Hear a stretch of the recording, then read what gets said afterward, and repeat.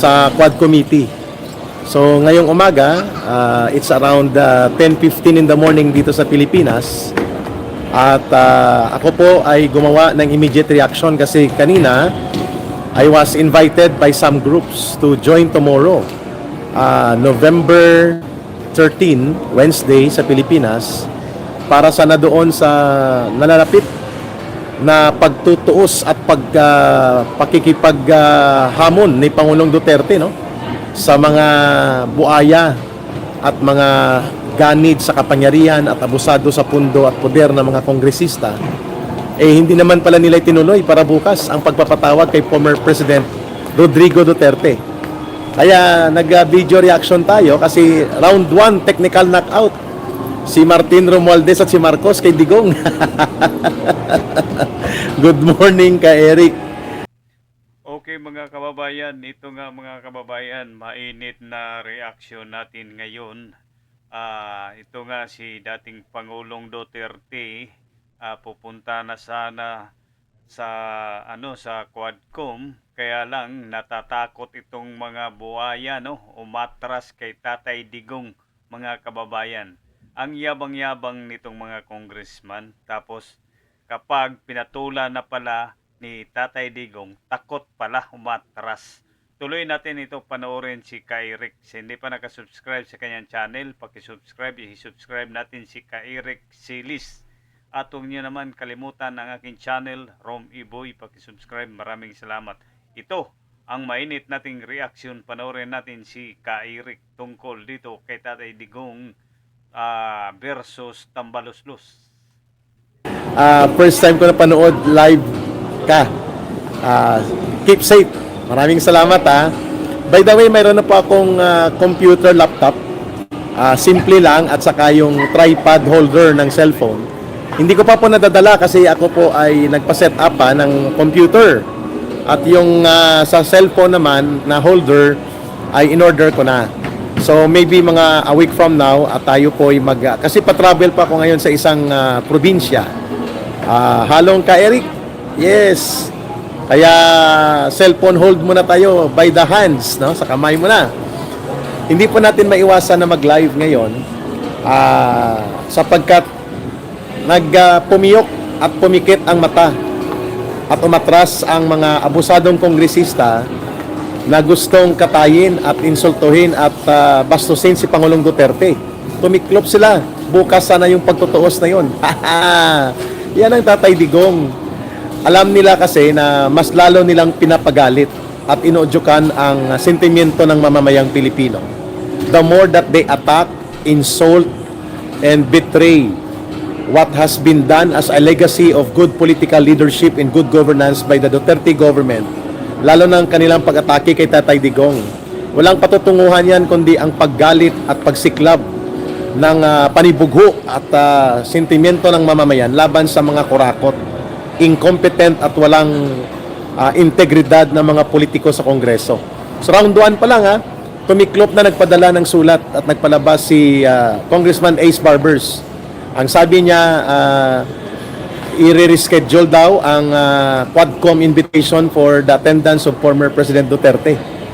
Next time na lang daw sa November 21. Yan po ay kung itutuloy pa nila. They are anticipating a very strong reaction from the people. Kung kaya, shout out daw, sabi ni Sorina Jabalia. Good morning. I-share nyo po itong reaction video natin. Ang taong bayan po, ang mamamayang Pilipino, mayoriya sa kanila ay nagmamahal pa rin kay Pangulong Duterte. At nakikita nila ang kaibahang malaki sa pamumuno ng strong leader, good governance, and legacy of strong political, decisive leadership na ipinakita ni Pangulong Duterte, na ngayon ay pilit winawasak ng mga ganid na politikong gahaman, sakim sa kapangyarihan at wala namang naitulong sa pag-unlad at pagsulong ng bansa.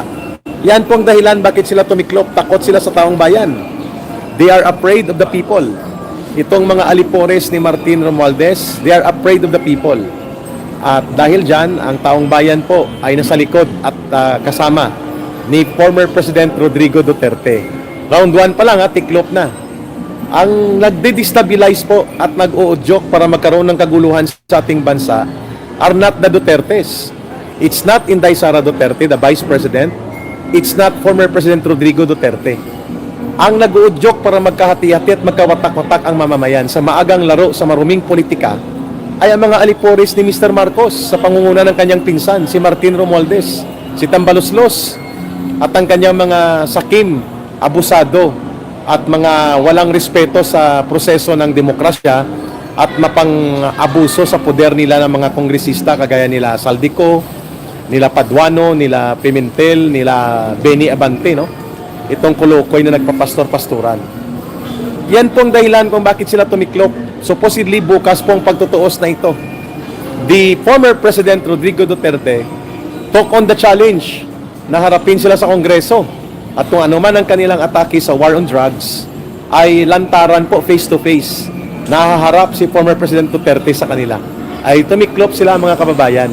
Kaya si Ka Eric po ngayon, ang Ipanaw Sambayanan party list natin at ang ating sentrong alyansa ng mga mamamayan ay going live. Kung makikita nyo po mga Christmas tree at Christmas lights po ang aking background. Sapagkat nag-aantay po ako ng next meeting ko before I go to another place. Sa Visayas po ito, regarding naman po ito sa pagtitipon ng mamamayang Pilipino para mag-rally at tunggaliin po ang presensya ni convicted criminal, child trafficker, Franz Castro ng Alliance of Communist Teachers sa Visayas area. Sasama po tayo sa mamamayang Pilipino sa pagtuligsa kay Franz Castro. Kaya kung matutuloy sa nabukas ang pagtutuos ng mga huwad or tuwadkom ni Martin Romualdez at ni former President Duterte, ay sasama sana tayo sa rally. Pero nag-conflict po ito sa isang malaking pagkilos ng mga mamamayan para tuligsain ang presensya ni Franz Castro doon po sa isang lugar kung saan nagpapakilala siyang senatorial candidate, itong urban operative ng Communist Terrorist Group ng CPP, NPA, NDF na si Franz Castro. Kaya kung makikita niyo po, mga Christmas light at Christmas tree po yung background ko, kasi ako po ay nag-aantay, sabi ko, ng next meeting ko. But nonetheless, it's very good. Alam natin po na ang purpose nitong pag-atras ng tuwadkom nila Barbers at ng mga aliporis ni Martin Romualdez, they're trying to get their acts together. They're trying to regroup and to plan to consolidate how to attack and destroy former President Duterte. Nabigla sila eh.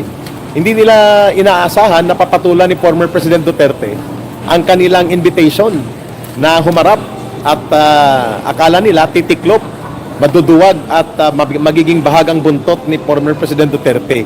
Eh hindi. Sinabi ni Duterte, sige, magkaalaman na kung ano at sino ang mga involved sa drugs. Nako, baka natakot sila. Kasi baka maibulgar ni former President Duterte na may mga kongresista na involved sa drugs. Yun lang. Yun lang. Ito yung kinatatakot nila na si former President Duterte ay mag-involve o magpanawagan at ibulgar niya sa loob ng Kongreso sino ang mga kongresista, mga gobernador, mayor at politiko na na-involve sa drug operations. Kaya tumiklop sila. Kasi baka lantaran na ipamukha at sampalin sila ng katotohanan ni former President Duterte. Pangalawa, anong gagawin nila pag nagmura si Tatay Digong? Iyon na talaga siya. Eh paano pag nag-PI si Tatay Digong? I-contempt nila? Pastor Colocoy Benny Abante, ex-NPA na sinipa ng NPA na si Paduano, i-contempt mo si Pangulong Duterte?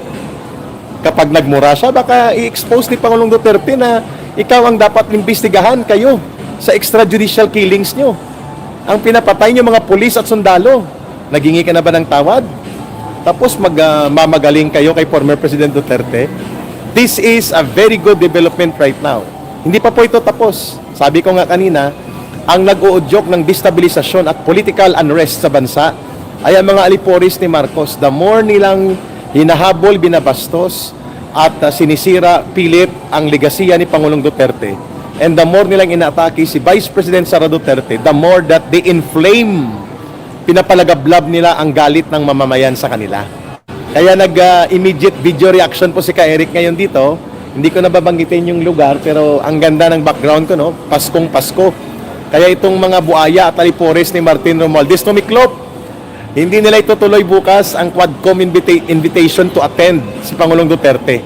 Pangatlo, maliban sa binabanggit ko that they are reminded that the Filipino people, majority of them, majority of us, sumusuporta pa rin at naniniwala sa mabuting pamamahalang ibinahagi ni Pangulong Duterte, malinaw din po na hindi na tumutugma sa kapangyarihan at totoong direksyon ng pagbibigay katarungan ang ginagawa ng tuwadkom ni Martin Romualdez.